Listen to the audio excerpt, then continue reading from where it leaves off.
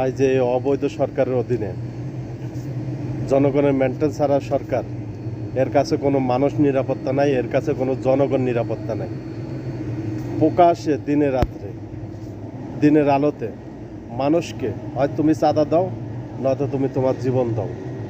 প্রকাশ্যে দিনের বেলা মানুষকে পাথর দিয়ে হত্যা করা হচ্ছে, কারণ এই সরকারের কোনো দায়বদ্ধতা নাই, এই সরকারের কোনো মেনটেন নাই, এই সরকারের অধীনে কোনো রাষ্ট্র নিরাপত্তা থাকতে পারে না।